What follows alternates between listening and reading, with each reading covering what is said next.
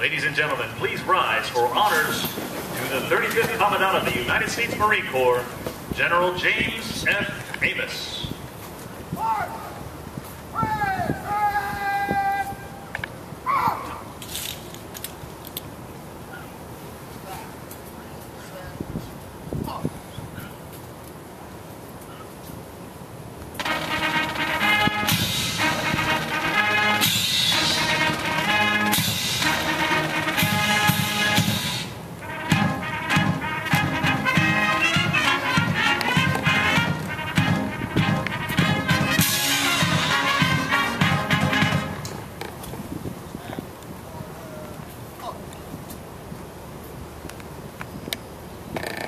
Please be seated.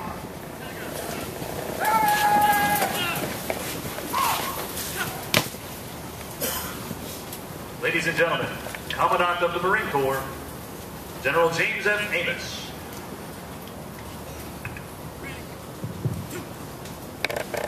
Good morning, ladies and gentlemen. Welcome to everybody that's here this morning. I've come to understand over 4 years of being a Marine and attending many changes in command ceremonies, you want to be very careful when you start trying to introduce everybody because you will invariably leave somebody out. I look down here, folks I haven't even said hello to this morning, like Steve Osmond and some of the folks. So what I want to do is, this is like a pair of socks, one size fits all. So ladies and gentlemen, all the VIPs, everybody that's here today, you're a very important person. You're a distinguished guest of this Assumption of Command ceremony, and thank you very much for being here, every single one of you. I'd like to turn my back for just a second and talk to Colonel Trollope and his Marines and sailors out here. Colonel Trollope is the commander of troops. The Marine Band is sitting down there, Mar 4 Res Band, and I want to tell you, I get an opportunity to look at a lot of parades in my backyard. Bonnie and I do at 8th and I. Every Tuesday, every Friday, all through the week as they practice. And I can't think of a single time I've seen Marines march on a field look as sharp as you. The band sound as sharp as the band does today.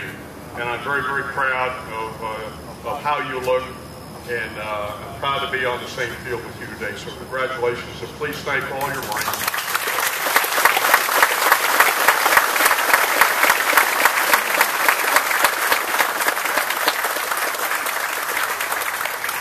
Ladies and gentlemen, we don't normally have a guest speaker at either changes of command or retirements or assumptions of command at ceremonies. We don't do that. It's fitting enough that the outgoing and the incoming make remarks, and that's the extent of it. But I will tell you today that I took the liberty of injecting myself in this ceremony, I guess because I could. And I did it for several reasons. I want to make sure that the wonderful people of the town of New Orleans, the state of Louisiana, the folks that live out here in Algiers, the Marine Corps, the Navy, the Department of Defense, understand how critically important today's ceremony is. Not only do we have a great commander that we have just posted, he's got a terrific Sergeant Major and Sergeant Major Davis.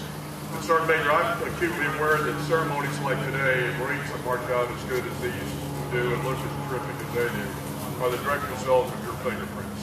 So thank you for your leadership here for the last several years as a senior enlisted, and thank you for your friendship with the commander, and I know you, General Davis, and General Hummer will hit it all straight, so thank you. But ladies and gentlemen, I wanted to come here not only to tell you and make sure that you understood how important Marine Forces Reserve and Marine Forces North are to the Marine Corps, but to me personally. But before I get into that, there's somebody that's absent by virtue of his humility and by virtue of just the way he does business, and that's Major General Daryl Moore.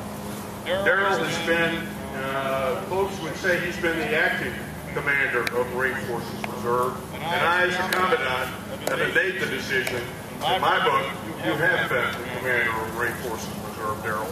You have done it without flash, without fanfare. You've lowered your shoulder. You have done the work in taking care of the Marines and sailors of this wonderful organization, and it's been a pleasure. When I dealt with the, when I have dealt with the commander, I haven't gone through my staff. It's Commandant directly to Daryl Moore. And that's the way our relationship has been for the last many months over some pretty tough issues. There's no shortage of work for Marine Forces Reserve and Marine Forces North. We've got over 1,000 Marines in Africa right now from his organization, now Steve's, that are all over Africa doing training, doing partnership missions, helping the countries of Africa learn how to protect themselves and how to build up their military. We've got forces in Afghanistan today that belong to this wonderful command. There's no shortage of sacrifice by Marine Forces Reserve. I made a comment yesterday that in the 10 years since 9/11 happened, and we are about to commemorate that great tragedy that happened on September the 11th, almost exactly 10 years ago. Marine Forces Reserve has changed in its complexion and its depth, its experience level. I made during that comment, I said all the folks that weren't willing to sacrifice and didn't wear this uniform for love of country left a long time ago.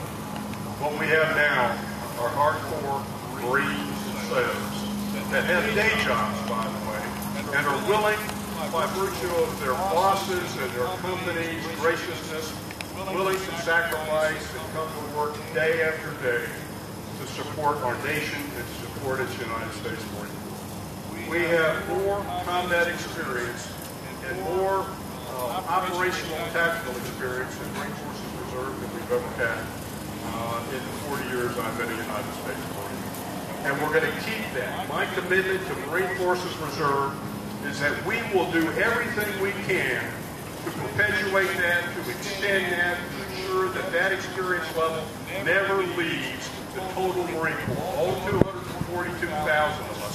We will never let that atrophy again. We're going to look for opportunities to deploy our Marine Forces Reserve right alongside of their active duty brothers and sisters. You have my word on that. I could not be more proud of this wonderful organization. Today it's exciting. 2 days ago we promoted Major General Steve Hubbard to Lieutenant General, and I had an opportunity in our dining room at the Pentagon to kind of recap a little bit of Steve's record. His biography is in there, so I'm not going to do that.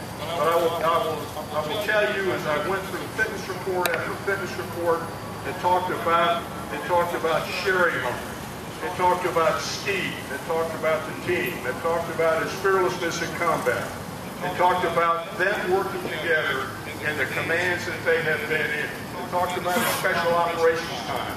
It talked about his command as he marched up the border, across the border into Iraq, along with the rest of us on March of 2003.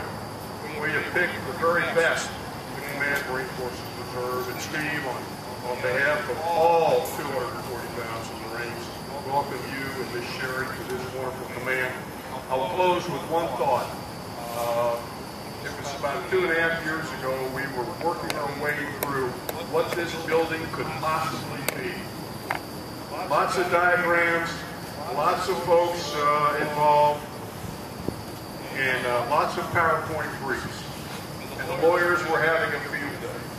And there was a brief period of time I wasn't sure it would ever happen. And here, as we drove down this road today, my wife Bonnie commented, she said, it's rising up like a phoenix. It absolutely is beautiful. I can't think of a better parade deck. I can't think of a better looking set of headquarters. It's so nice, I want to move mine down here. But I'm proud of this, so everybody that's had their fingerprints on this, all the folks, all the local leaders, everybody, congratulations to you.